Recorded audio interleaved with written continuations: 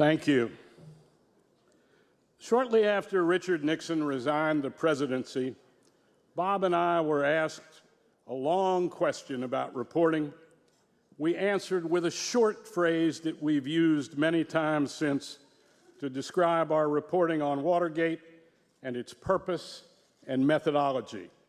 We called it the best obtainable version of the truth. The best obtainable version of the truth.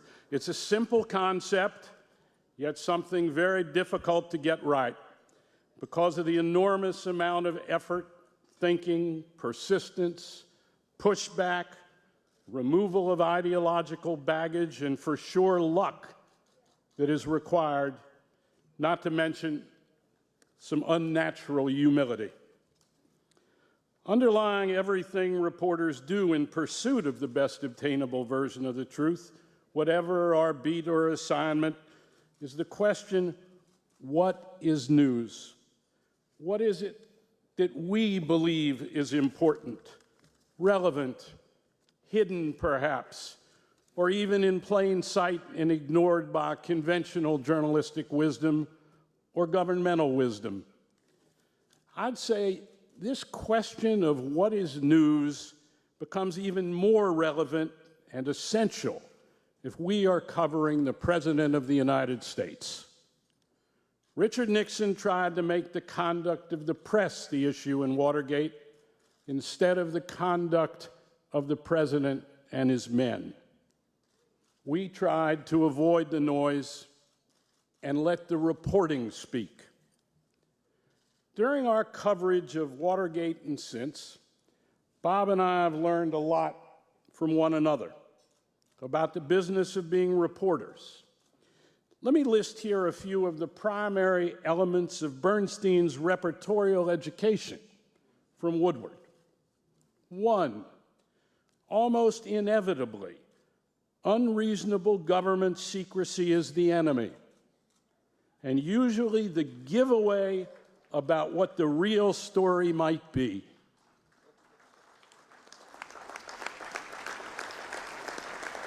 And when lying is combined with secrecy, there is usually a pretty good roadmap in front of us. Yes, follow the money, but follow also the lies.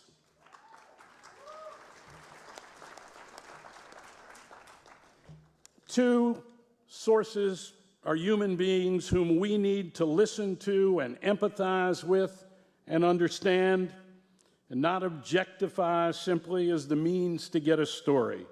We need to go back to our sources time and again, over and over. The best obtainable version of the truth is about context and nuance, even more than it's about simple existential facts. The development and help of Deep Throat, Mark Felt as a source, was a deeply human enterprise. When we were working on our second book, The Final Days, Woodward did 17 interviews with Richard Nixon's White House lawyer. Sustained inquiry is essential. You never know what the real story is until you've done the reporting, as Woodward says, exhaustively, gone back over and over to our sources, asked ourselves and them what's missing, what's the further explanation, what are the details, what do they think it means? Our assumption of the big picture isn't enough. Our preconceived notions of where the story might go are almost always different than where the story comes out when we've done the reporting. I know of no important story that I've worked on in more than half a century of reporting that ended up where I thought it would go when I started on it. The people with the information we want should not be pigeonholed or prejudged by their ideology or their politics. Almost all of our sources in Watergate were people who had, at one time or another, been committed to Richard Nixon and his presidency. Incremental reporting is essential. We wrote more than 200 stories in Watergate. Whenever I'd say, let's go for the big picture, the whole enchilada or whatever, Bob would say, here's what we know now and are ready to put in the paper. And then inevitably, one story led to another, and the larger tale expanded because of this repertorial dynamic. The best obtainable version of the truth became repeatedly clearer, more developed, and understandable. We're reporters, not judges, not legislators. What the government or citizens or judges do with the information we've developed is not our part of the process, nor our objective. Our job is to put the best obtainable version of the truth out there, period, especially now.